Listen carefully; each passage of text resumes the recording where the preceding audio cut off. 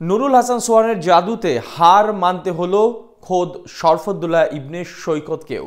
কোহলি স্মিথরা যেটা করতে পারেন না সেটাই কিনা অনায়াসে করে দেখালেন সোহান। চ্যালেঞ্জ জানালেন সৈকতকে, সাথে আবার সেটা জিতেও নিলেন। আর এই এক সিদ্ধান্তে প্লে অফটাও নিশ্চিত করলো সোহানের রংপুর রাইডার্স।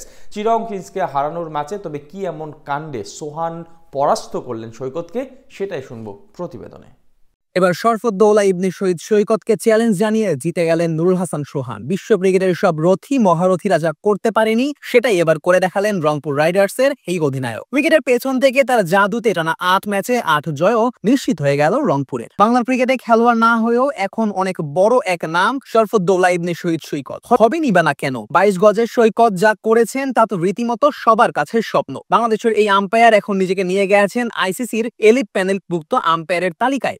বিখ্যাত সব আম্পায়ারদের সাথে এখন একই কাতারে থাকেন সৈকত। এমনকি বিশ্বের সব বিগ ম্যাচেও থাকে সৈকতের উপস্থিতি। সেই সাথে সিদ্ধান্ত দেওয়ার ক্ষেত্রেও সৈকত যেন একেবারে নির্ভুল। তবে এবার সেই সৈকতকে চ্যালেঞ্জ জানিয়ে জিতেছেন খোদ নুরুল হাসান সোহান। এবারে বিপিএল এ যা করছেন তাতেই সফল হচ্ছেন রংপুরের এই অধিনায়ক। হোক সেটা শেষ ওভারে ৩০ রান নিয়ে ম্যাচ জেতা, কিংবা হোক সেটা উইকেটের পেছন থেকে সব পরিকল্পনা করা, সোহান হার মানিয়েছেন সবাইকে। বাকি ছিলেন শুধু আম্পায়ার সৈকত। এবার সেটাও করে দেখালেন তিনি। ঘটনাটি শুক্রবারের দ্বিতীয় ম্যাচে, যেখানে রংপুরের দেওয়া ১৬৫ রানের টার্গেটে ব্যাট করছিল স্বাগতিক চিটাগং কিংস। তবে ৫৩ রানে ৪ উইকেট হারিয়ে কিছুটা চাপে পড়ে যায় স্বাগতিক দল। যদিও সেখান থেকে উঠে আসার কাজটা সারছিলেন নাঈম ইসলাম ও শামীম হোসেন পাটোয়ারি। দুজনে মিলে গড়েন আরো ৫৩ রানের জুটি। তাদের দুজনের উপর ভর করেই জয়ের স্বপ্ন দেখছিল চিটাগং। তবে সেই স্বপ্নটা ধূলিসাৎ করে দেন সোহান। ফুরদিল শাহের করা ইনিংসের ১৫তম ওভারে এমন এক কাণ্ড ঘটান এই উইকেট কিপার, যাতে লজ্জায় পড়ে যেতে হয় খোদ সৈকতকেও। ওভারের চতুর্থ বলে খুরদিলকে খেলতে ব্যর্থ হন নাঈম, যা গিয়ে সোজাসুজি আঘাত হানে নাঈমের প্যাডে। সাথে সাথে আবেদন করে বসে রংপুরের খেলোয়াড়রা। তবে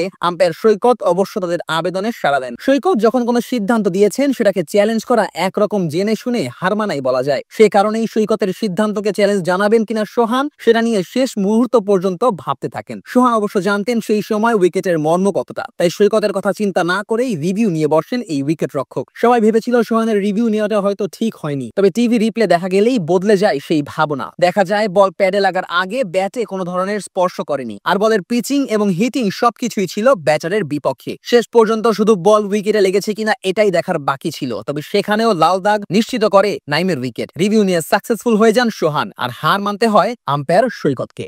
যদিও সেই একই ওভারে সোহান আরেকটি রিভিউ নিয়েছিলেন, তবে সেটাতে অবশ্য আর সফল হতে পারেননি সোহান। এ যাত্রায় সৈকতের সিদ্ধান্তটাই সঠিক ছিল। তবে নাঈমকে এলবিডব্লিউ করার ওই সিদ্ধান্তটাই ম্যাচের মোড় ঘুরিয়ে দিয়েছে। বিশাল ওই পার্টনারশিপ ভেঙে রংপুরের জয়টা আরো সহজ করেছেন নুরুল হাসান সোহান। আর এতে করে ৮ ম্যাচে ৮ জয় নিয়ে প্রথম দল হিসেবে প্লে অফটাও নিশ্চিত করেছে রংপুর।